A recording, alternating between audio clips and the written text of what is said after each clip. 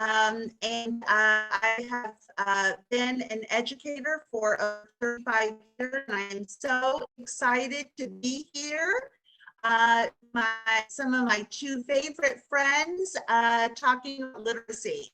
So welcome, everyone.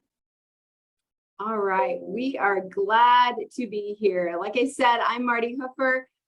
Prior to being the Keep Indiana Learning Digital Content Manager, I was a 7th grade reading and writing teacher. So we all come to the Lit Gals with slightly different focuses, which makes us such a great team. Anna comes with an elementary background, April comes with a high school background, and I come with that middle school perspective. So let's get going.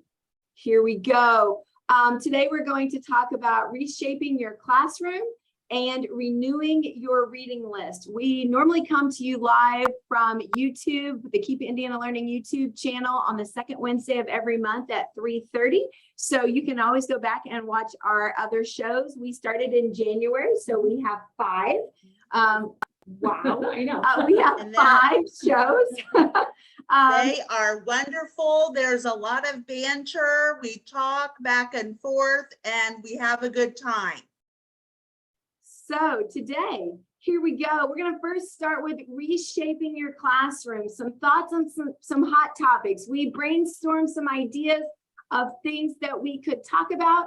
And so first, April wants to talk about whole class novel, which is something most reading and writing teachers are familiar with, literature teachers, if you're at the high school level, but doing it virtually. So April, you have a lot of experience with that. Why don't you talk to us about that? Yeah.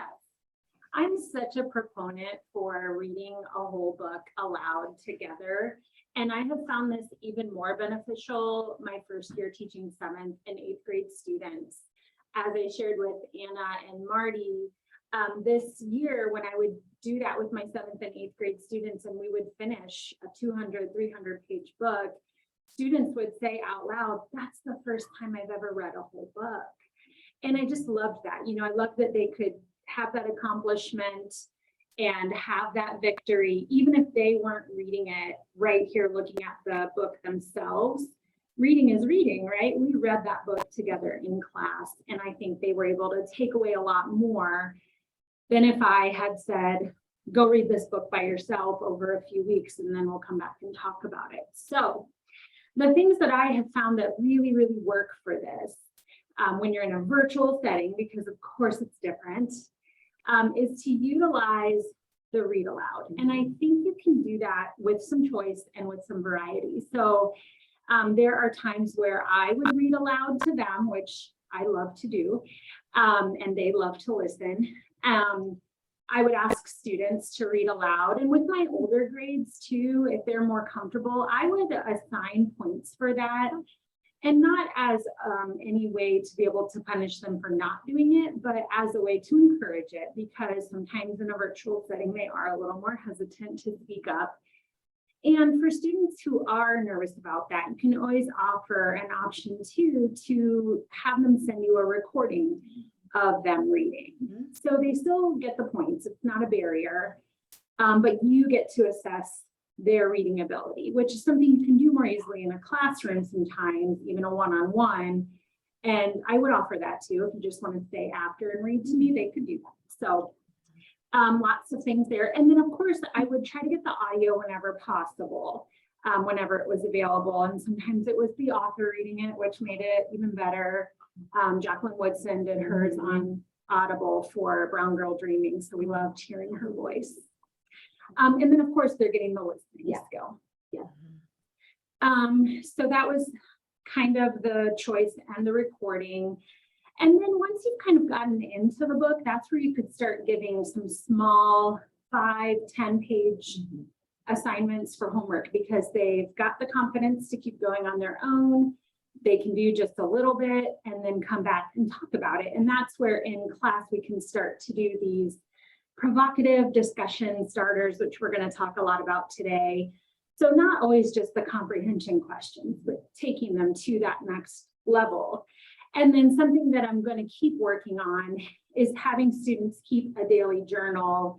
And that's kind of evolving for me for how that looks. But That way they have something to chart their reading progress and to reflect on it and to kind of understand that reading isn't just about what can I come produce for my teacher, but what did this do for me? You know, how do I feel about these issues? Because we usually do dive into books that have some pretty big questions. I love that idea of keeping a journal, because it's not just about comprehension questions. None of us as adults read to answer a worksheet. Right? We're reading for the book to change us. And that's what we want to instill, because these readers are going to be readers outside of school longer than they're going to be readers inside of school. So we want that concept. Yeah. You want me to go on to the next slide? Yes. Okay. I can't remember if that's me or. Yeah. Okay. So I've given you here some kinds of provocative discussion questions, and actually took from 2 books that we did. And this would have been with my 8th graders. We read The Diary of Anne Frank, the play. And this led to so many great questions. And if you always think about asking students, you know, how do they feel about certain characters or their decisions? Anytime you can ask a student to put themselves in the situation, then all of these questions, if you'll see, they do ask a comprehension question first. The student has to know what happened in the text, but then it's beyond that. So you're kind of hiding the comprehension in there. But what kind of qualities did Mr. Frank possess to be the leader? Do you share any of them? And these could be journal questions. These could be out loud discussion questions. These could be breakout room, small group questions. And you can do it differently every day, you know, to provide variety. What's one rule that they make in the annex that you agree or disagree with? They really liked questions about putting themselves in that annex. We also did one which, if you had to leave your home quickly, what are the 10 items you would bring? And I have to tell you, the best answer to that one was one 8th grade girl said, she named 9 items or so, and then she said, oh, and a hairband, because you never know. And I was like, yes, yes, you want that hairband. Yeah. Because when you're stressed, you need that ponytail. I love this so much. I love it so much. Anna, I want to ask you a quick question about these questions. As I look at them, I could totally use these in a middle school setting. Like you said, you used them with 8th graders. So I could use these in 7th grade. But couldn't you use this same type of concept in elementary school? Oh, for sure, for sure. And I think, you know, that's one thing that we really need to start working on or stressing even more since this pandemic, and that is those discussion questions. And I love the word provocative, those provocative discussion questions that can get the students to start talking, not just surface, but more deeply. And we need that very much. So in the elementary, especially during those I Learn grades. And Martie, what is our next slide? Doesn't it talk more, you know, about April, about some more of those discussion questions? Can we go back? Because I love that about the Great Gatsby. You know, in your opinion, right, April, they love that. They want to talk about their opinion about, right? Yeah. Yeah. I think that those are wonderful. And so it kind of gets me to thinking about what Jennifer Saravallo said. And she said, and this was back in 2019, before really the pandemic began. And she said, I still believe conferring is where the magic happens. And just like April had said, it's very magical, isn't it? Because they really start thinking about what they are saying and saying what they are thinking. But I just love this you know, this conferring piece by Jennifer.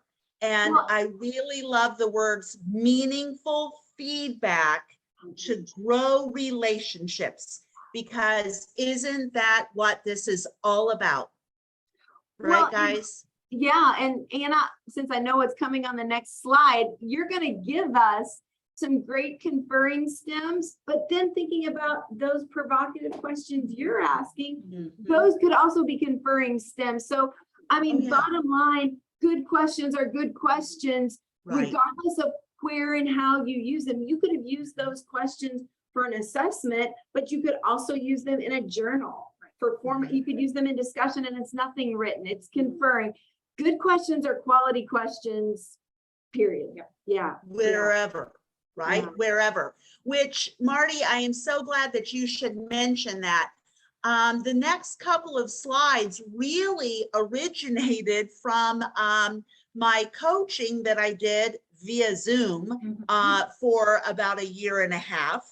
And so a lot of my teachers were doing, Zoom teaching and teaching over the internet, etc. And they wanted some good stems to use on the stories that they were reading, the students were reading, etc. So it really does piggyback very nicely, April, with what you were talking about. But more importantly, now that we're all back in the classroom, in a brick and mortar setting, if you will, this goes beautifully, doesn't it? So once again, you can use it, via the internet, virtually, or a brick and mortar setting. And so here are just some STEM starters for accountability. But then also, if you notice, about community, about knowledge of the story, etc. And I love these because these are definitely what they are. They are to jumpstart a discussion, okay? To jumpstart. Can you tell me more? And the key to this for teachers is to just sit and listen. Don't you start talking as a teacher. You just sit and listen. And there might be a moment of silence, right? And that's okay. But that's okay. That's okay. That's okay. What did you mean when you said?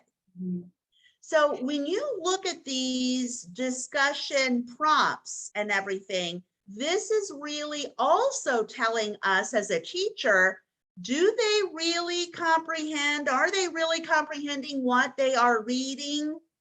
Did they really read what they said they were going to read? Right? Right. And I love these questions because I like that it makes them explain what they're thinking. It's not just here's my answer. It's always more about the why. And I love these. So I didn't say this at the beginning. There's a link to this slideshow here in Hoover. And when I post this on YouTube on the Lit Gals, I'll post a link to this slideshow as well, so that you have these questions, because maybe you're not reading The Great Gatsby with your kids, but you could take those questions, and they're really just frameworks that you could substitute different information in. And I know as a teacher, having good questions at my disposal, thinking about conferring, Anna, something I always did, because I was always intimidated by conferring until I found a list of good questions. And I laminated it and I put it on my clipboard, and I never did a conference that I didn't have those with me. Now it got to the point I didn't look at it very often, but I had it. And it was a really good safety net for me. And Martie, I would also want to add, and I'm sure, I've never been in one of your classrooms, but I know that these prompts right here, you will know all about that student as a reader or the reader of that book in 5 minutes. 5 minutes. Yes. Ask those questions, and in 5, you'll know all about that reader and what's going on with that book or with that text. Yeah, that's a whole conversation in and of itself, is that the power of conferring isn't even in the learning about them as a reader. Like you said, Anna, in that Jennifer Saravallo quote, It's about the relationships and the relationships you're building with your students. That's a whole separate conversation. That's right. That's I'm right. gonna- And relationships is number one, especially now. Absolutely. Oh, Anna, So, share this great quote. so don't forget that a reading conference is not an interrogation. And that is what it has ended up being, I think, is, we're looking at the clock, we're looking at 5 minutes, and we're hammering, and then it ends up being an interrogation. They're upset, they're excited, you're nervous, they're nervous. It's just not good. So if we flip it around and make it more of a conversation and relationship building, we'll get a lot more in that 5 minutes. Yeah. And I love your idea, Martie, about having that laminated, questions. April, I know you're doing that as well. You've got them right there. And so there's none of this, well, what about this? What about that? That type of thing. I often found I would find a question that I really liked, and that's when I would use, like, as I talked to 3 or 4 kids, and then the next day I just pick a different question. Right. Yeah. Yeah. Yeah. Mm-hmm. All right. Here's something that I've often been asked, because unlike April, I never taught a whole class novel. I was in a district that did not require me to teach a whole class novel. And so I didn't. So the question always comes to, how do I honor voice and choice, which is what I was doing, letting them pick their own books. But how did I assess their learning? Because we're all reading different books. I couldn't really ask those whole class I couldn't ask those whole class comprehension questions because they didn't apply. So how did I make this work? Conferences, a lot of them. That was key, really, to everybody reading different books. And then asking broad questions. We can all talk about theme and plot and characterization, regardless of what book we're reading, because those are universal truths, for lack of a better word, universal characteristics found in books. So I would use really broad questions, and that's what I would use for them typically to write about at the end of class, whatever we had talked about that day. Now I want you to take what we've talked about and apply it to your text. And that's how I would honor voice and choice, but still know what the heck was going on and were they reading. It was obvious, and really obvious. And thank you very much, Martie, for saying I'm honoring. Yeah. I'm honoring their voice and I'm honoring their choice of book selection. Yeah. Thank you. Because I always said, I don't care what you read, I care that you read. And so I truly don't care. I just want you reading. So for me, it always came down to, can you cite evidence? It did not matter what question I asked, as long as you could tell me why, because that's life. Have whatever opinion you want, you have to be able to back it up with evidence. And so it's all about communicating well. So that's what I tried to teach my students is have whatever opinion you want, and back it up with evidence from the text. As an elementary teacher, I would be remiss not to also say, I started this with my first grade text evidence. Go back in the text. Where did you see that? Go back in the text. Point it out to me. Go back in the text. Yeah. Because especially when they get to be about 2nd grade on up, they start mixing and mingling what's happened to them before with what happened in the story with what happened, right? And so you might kind of get some far out answers. Right. So that's why I started implementing, go back in the text. Where did you see that? Yep. Yeah. And that's a state standard. If we start talking about what do high schoolers need to do to, is being able to produce textual evidence. So start them young. Yes. Start them young. Absolutely. And with all of the work that we're doing, April, I'm so glad that you should mention that in the high school, and Martie, I know in the middle school as well. And that is citing the evidence. Our students are really having, it is a state standard, you're absolutely right. And we're having a hard time specifically citing the evidence. Yeah. You're right. All right. Well, so, and we're doing great on time. We're about the halfway point, which is where we wanted to be. So, and this is really the format for those who haven't seen a Lit Gals show. This is really the format we use there as well. We just typically attack one topic to banter about a bit. Today we picked kind of 3 topics.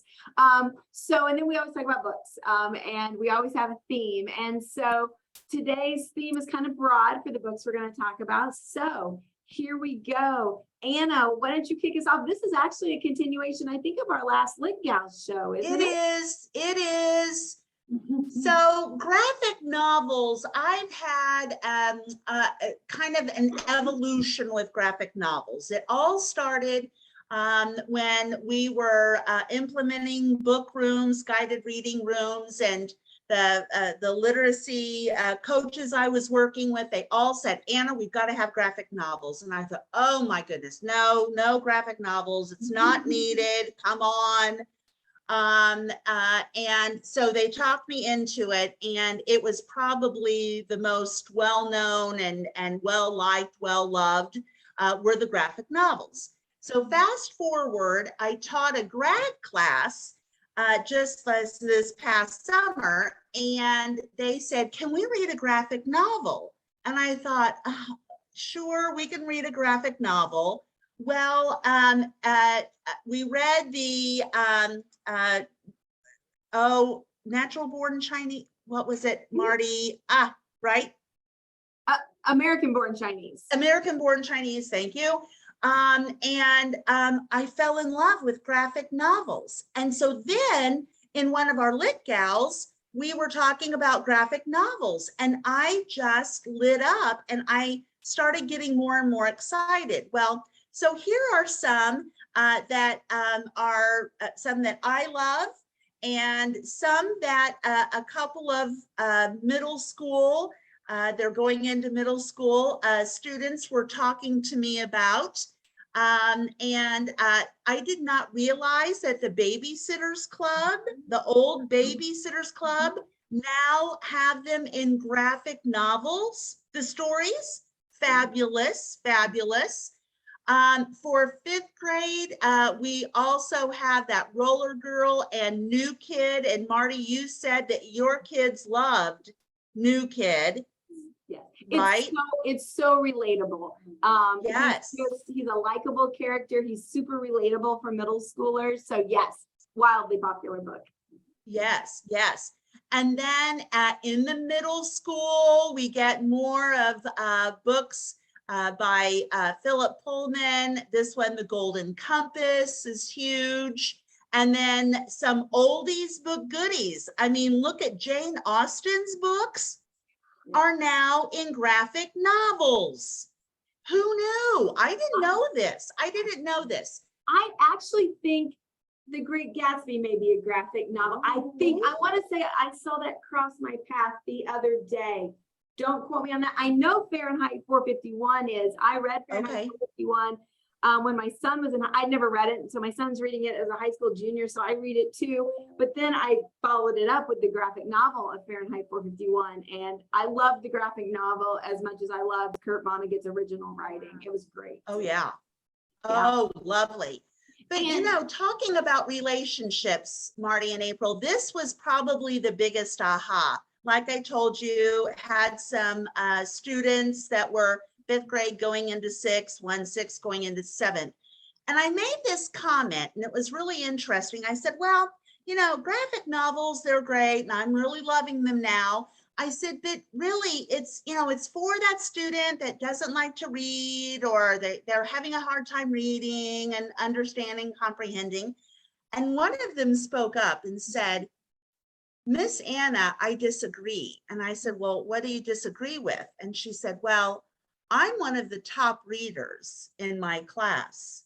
And she said, I love graphic novels. I will choose a graphic novel over another type of text. Mm-hmm. And I said, really, why? And this is what she said. She said, well, I'm also an artist. And she said, when I pick up a graphic novel, she said, I really hone in on also their artistic way in which they're representing the words, etc. And I thought, oh my gosh, Mhm. you want to talk about deep? Yeah. Yeah. So Yeah. I love it. I'm going to continue my plug for graphic novel girls. Yeah. I mean, this is huge for me. Yeah. Yeah. Yeah. And good for her for speaking up, you Yes. know? Yes. Yes. It's hard to do. Love that. Yeah. All right, let's go on. Oh, April's summer picks. What you Okay. got? Okay, these are the books I'm hoping to read this summer. So I did that, and then I did the next slide of some high school recommendations. So I currently am reading Bittersweet. This is Susan Cain, if you were a fan of Quiet. So these would be all, well, not all adult picks, but mostly if you need some summer reading. And this just is a nonfiction, all three of those there.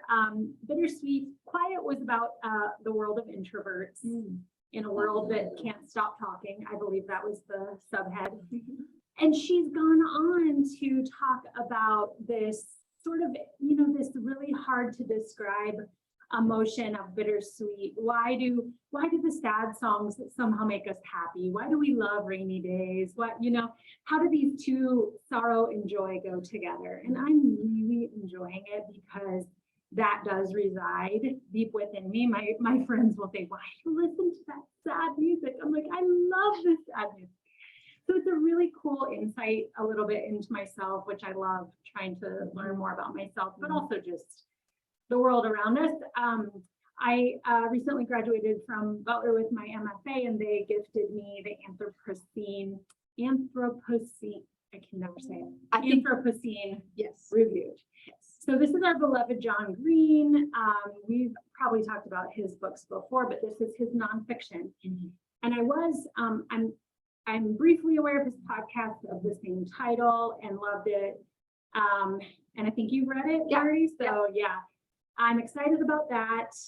And then the Gift of Failure I picked up at Half Price Books there, you can see, because I am expecting my first child. And so I'm trying to gather some books to, you know, help me parent. Is that, you know, I don't know. Are books going to help me? Probably not, but I'm They aren't gonna hurt. so I'm looking forward to that one. You know, I just had a thought. Maybe that might be one of our Lit Gals That could be fun. pieces about parent Yeah. books, and then books that we can read our children, our own children. That Love would be that. fun. Yeah, That would be fun. I'm anxious to hear you talk, come back to us and tell us about the Gift of Failure, Yeah. because I'm really intrigued by the growth mindset. Mhm. And I think there's a lot of power in failure. I've always thought that as a coach, you learn more when your teams lose than when your teams win. And so I'm anxious to hear you come back, because that may be a book I pick up. I will Yeah. report back. Yeah. And then I don't Yeah. know much about Breathless, but it's on my fiction. That came from my Book of the Month Club, which I've talked about. It's pretty, and I'm a sucker for pretty covers. Yeah. So. Yeah. All right. And these are just some of my all-time favorite high school. So I was kind of thinking like, oh, should I try to grab some newer ones that are coming out? But what I really went for was, let me look at my shelf and say, for a high school student, or if your high school students are asking, these are some that are not always taught in class. Sometimes they are, for sure. I have taught 3 of the 4 of these in class, but they are just all great for different reasons. So if you've never read The Curious Incident of the Dog in the Nighttime, main character here is an autistic boy, and it is just a different world. And my students loved it. House on Mango Street, you may know, but great little vignettes of what it's like to kind of grow up with different voices from Sandra Cisneros in the Latino community. Barbara Kingsolver is just one of my all-time favorites. The Bean Trees, beautiful metaphors, beautiful writing, a lot of great humanity and empathy. And Life of Pi is, I've never taught it in class, but take it as a challenge book too for high schoolers if you've got some strong readers, because and maybe people saw the movie, but it takes you on a wild ride with a wild twist. Oh, that's the kind of book talk you want right there. Yeah. Love it. Yep. Tell us about where we can learn more about what you read. Yep, so I keep track of all my books on Goodreads, and you can just search my name there.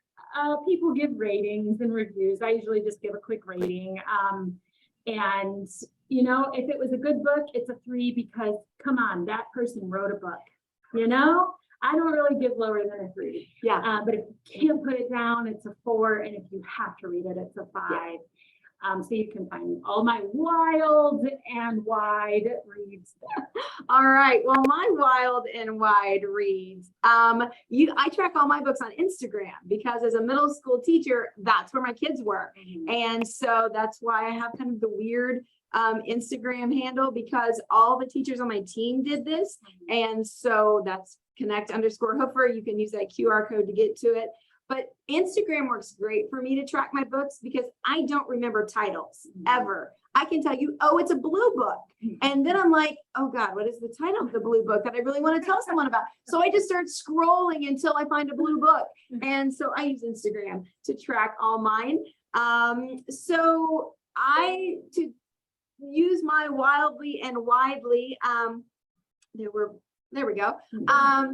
These are my middle grade books for top 9 for 2021. The top 2 were nonfiction. I can't say enough good things about both of those, but particular Murder on the Baltimore Express.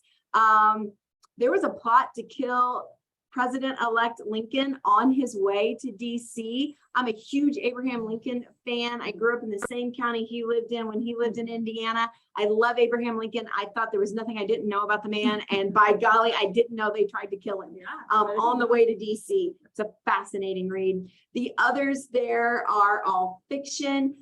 They are a variety of topics. I see someone in the chat saying yes to Starfish and Wink. Starfish and Wink, ironically, are both Indiana authors, which is super cool. I believe Rob Harrell lives in Zionsville, and Starfish, written by a lady who lives in Kokomo. So I really enjoyed, these were my favorites for the year 2021 for middle grade and YA. Really, these are mostly middle grade, except A Cuban Girl's Guide to Tea and Tomorrow. It's such a sweet little book. Reese Witherspoon's YA book club is where I found out about that. It made me just want to go eat Cuban pastries, which if anyone knows of a good Cuban bakery, please let me know. Because Please. Yes, because I need to eat some of the things that this book talked about. And Mad, Bad, and Dangerous to Know was a fascinating book. Told in 2 different timelines of modern day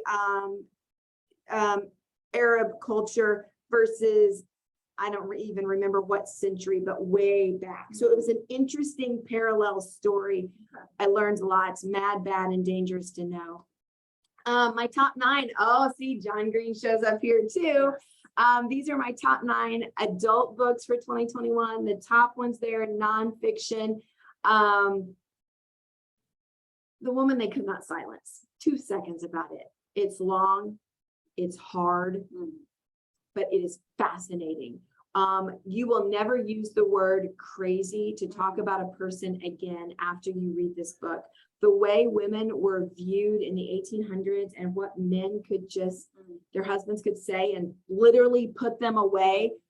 This woman decided, it says there, her incredible fight for freedom. Not only did she fight for her own freedom after she had been locked away by her husband, she decided, you aren't doing this to anyone else ever again. And she continued to fight. It's so good. Hard, heavy, but so good. My fiction choices there, they're just fun. Midnight at the Blackbird Cafe is beautiful. The Lions of Fifth Avenue is great historical fiction. Come to find out, I didn't know this. I've never read Fiona Davis, but she writes, I guess all of her books are set in New York City. I have no idea.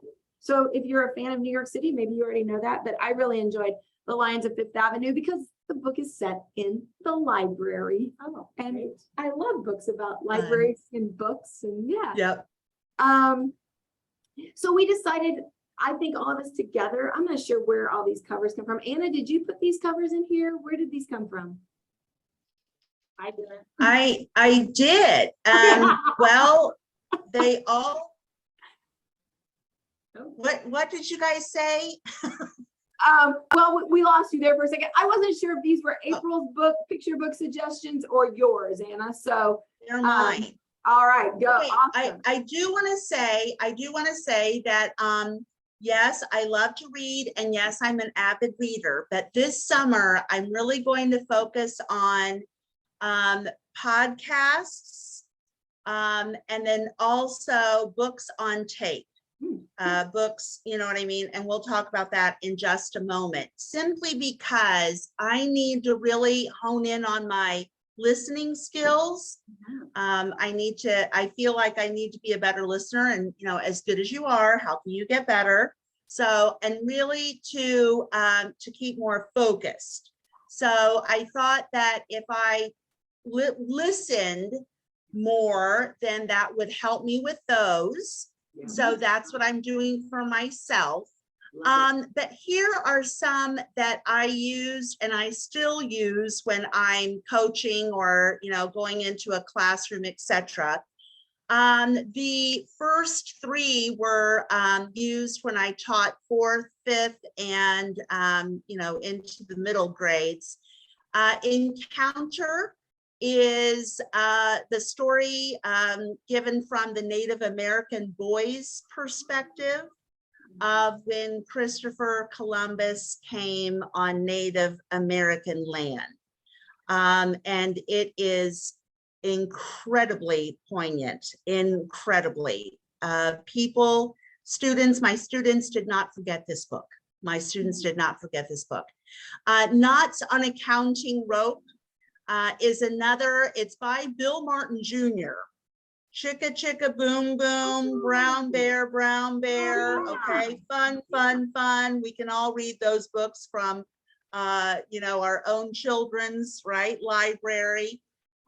But this is definitely a different type of writing that he did. Knots on a Counting Rope is about a Native American grandfather who explains to his blind grandson when he was born and what he, you know, how he was blind and his journey and how it's going to be okay.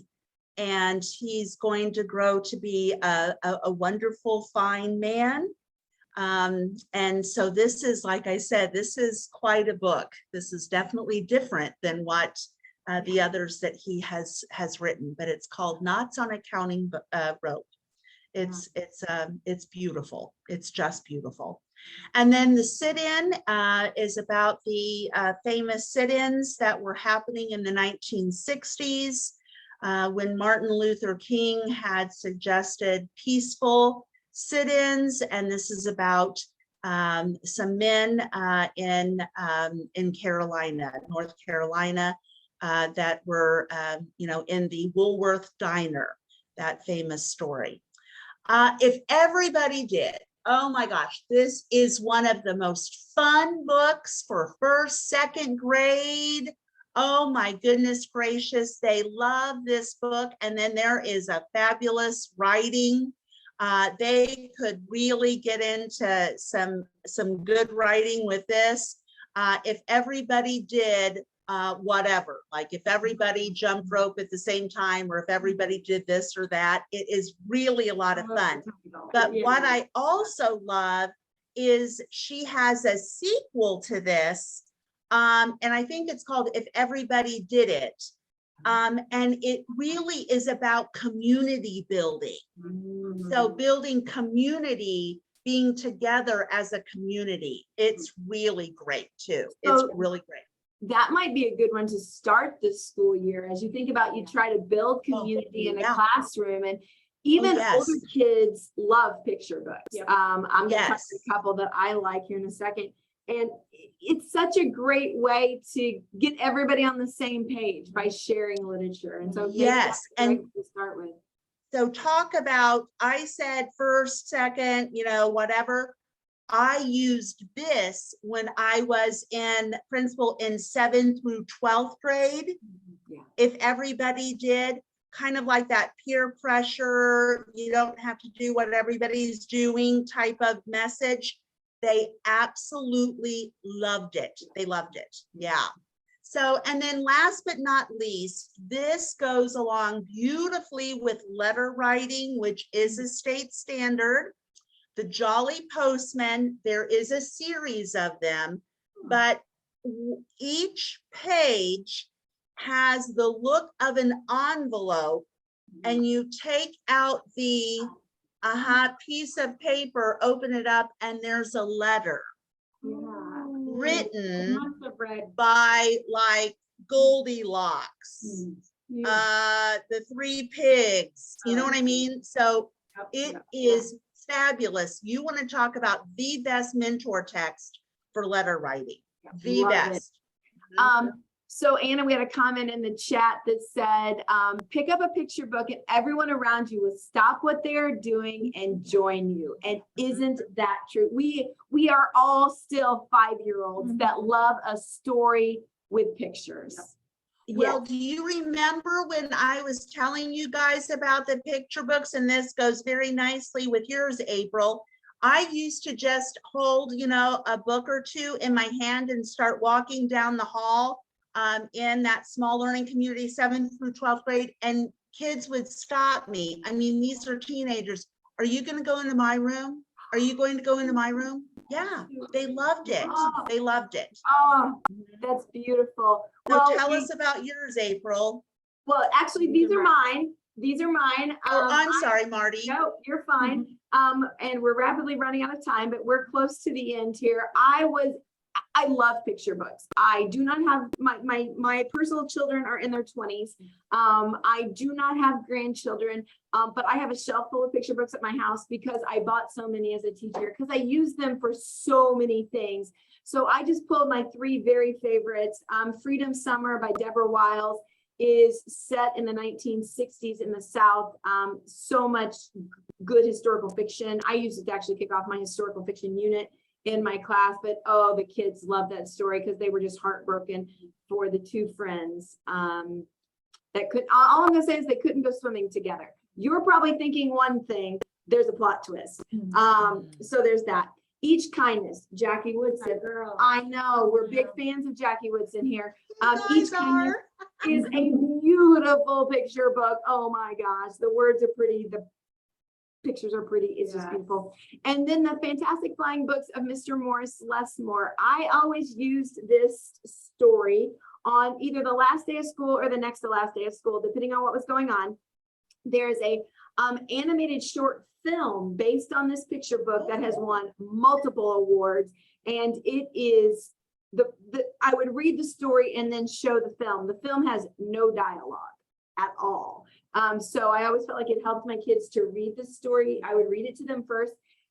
It's another beautiful about the power of words and how a book can change us, which I feel like is where this conversation started, is that books can change us. And I'm a big fan of Mr. Morris Lessmore because it's a really pretty book.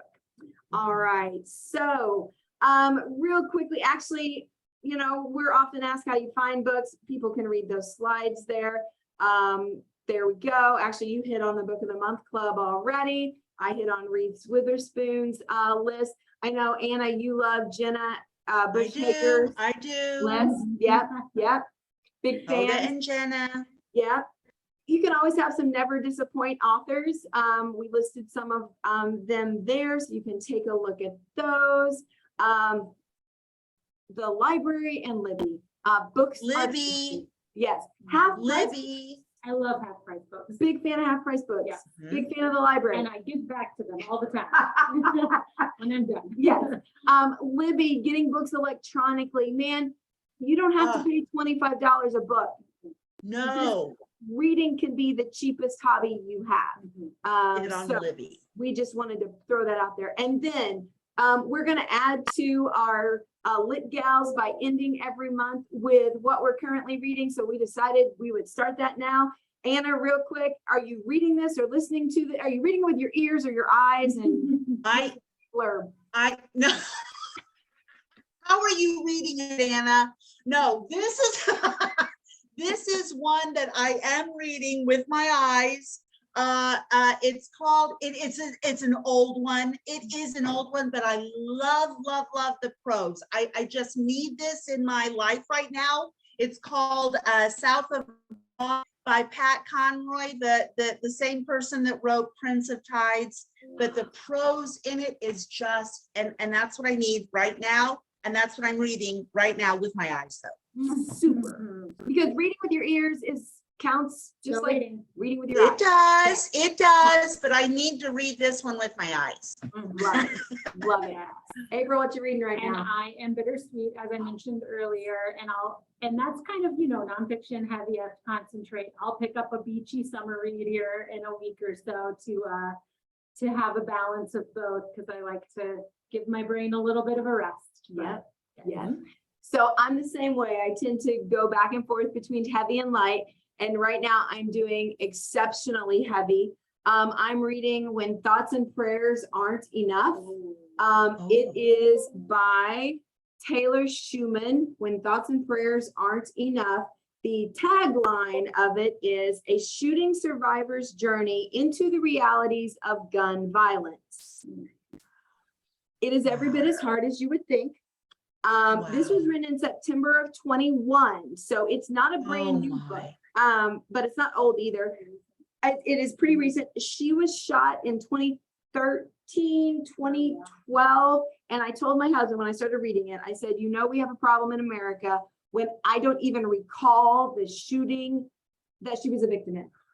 Don't even recall it. But she survives. Clearly, she writes a book.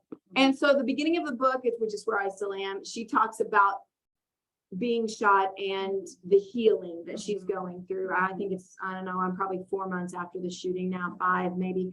But then the back half of the book is her journey to talk about the realities of gun violence in America. And who better to do that than a survivor? So trust me, by the next time I talk to you on Lit Gals, I'll have something much lighter. Yeah. But this is where I am now, and I do recommend it. It's an adult read, or high schoolers could read it. It's good. It's painful. It's thought provoking. Yeah. It's all the things. So I feel like that's a horrible, depressing note to end on. Oh, no, I like it. Okay. I'm bittersweet. Remember, I can take the sorrow and Yes. some joy. Yes, we can. There you go. We're maybe making progress. There's maybe some progress. Yes, Yeah. yes, maybe progress. Okay, so we can be bittersweet. We can sit with the tension. Yeah. And okay, there we go. We're going to end on a high note. Don't forget, you can get PGP points for this by going to keepindianalearning.org. Oh, I think I have it on a slide. There we go. keepindianalearning.org/PGP. Anna, great having you. April. Thank you guys. As always, Love I'm it. gonna miss you for a month, but we'll be back, right? August? Yes, we will. go fast. Okay. We will be back second Okay. Wednesday of August. So we will see you on the Keep Indiana Learning YouTube channel. Thank you guys so much. I love this time. Yep. Learn a lot. And we'll Thank see you you in August. guys. See ya. Okay, see you Bye-bye. guys. Bye.